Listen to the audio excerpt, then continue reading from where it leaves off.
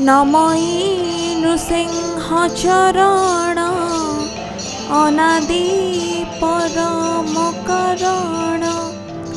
से अनादि अनंत अद्वितीय अप्रमेय निर्गुण निराकार निर्विकार समस्त कारणर कारण परम ब्रह्म लीलामय भगवानकर अपूर्व लीलार एक पवित्र ग्रंथ भागवत। महर्षि व्यासदेवଙ୍କ द्वारा संस्कृत भाषा रे रचित भागवत एक सार्थक सृष्टि भागवत। अष्टादश पुराण तथा भागवतर रचयिता महर्षि व्यासदेवଙ୍କର जन्मतिथि रे आज बौद्ध जिलार भागवत टुंगीगुड़िक होई उठिथिला उत्सव मुखर।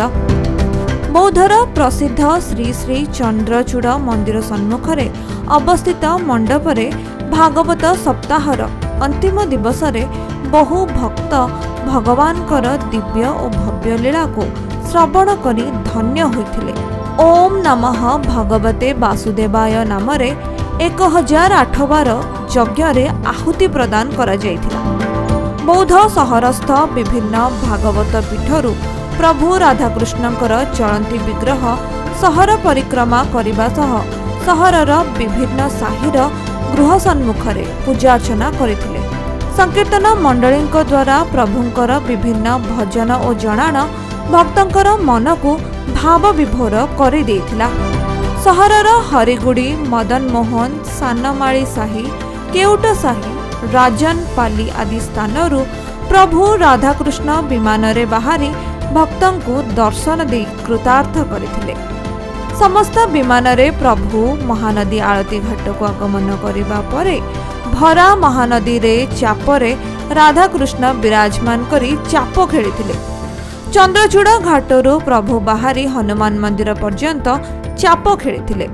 सेपटे विभिन्न मंदिर और भागवत टुंगी मानकरे भक्त मानक पई भोग बंटनर व्यवस्था करा जायतिला।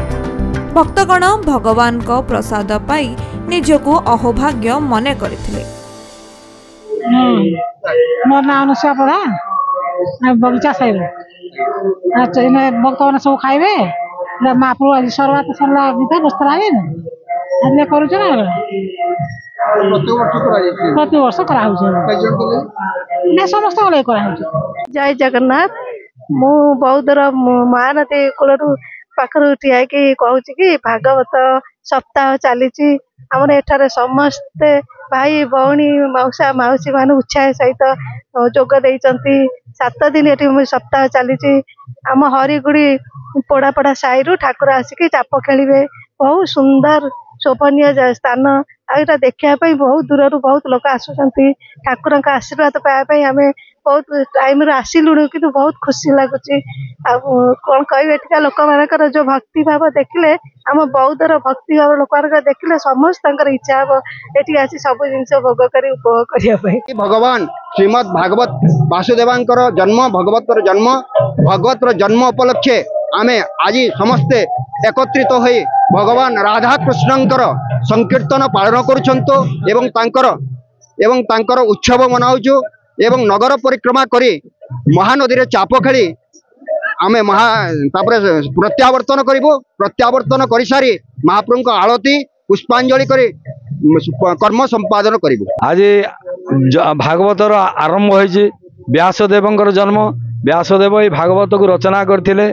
एई पर्व आमर बौद्ध माने बौद्धर सबु साई मानकरे पालन करा जाउछि। एरा आमे हरि मंदिर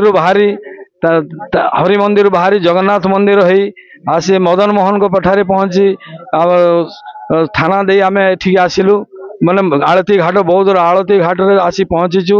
एटा माने बहु पुरातन परंपरा चली रही।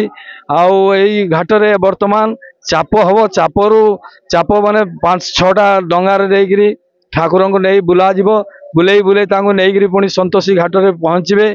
संतोषी घाटी पुणी निज निज मंदिर मान को प्रवेश करेंगे। जय श्रीराम। ये हूँ महानदी आरती घाट। ये महानदी आरती घाट एवं 2 वर्ष एठारे प्रत्येक रविवार संक्रांति पूर्णमी तिथि महाआरती हुए। एवं एटा हूँ भाद्र मास शुक्ल पक्ष नवमी तिथि ठारू आरंभ करी भागवत सप्ताह बसी श्री श्री चंद्रचूड़ बाबा मंदिर निकट में प्रत्येक वर्ष एपरी भागवत सप्ताह पाठ हुए। आज हूँ भागवत सप्ताह पाठर अंतिम दिवस।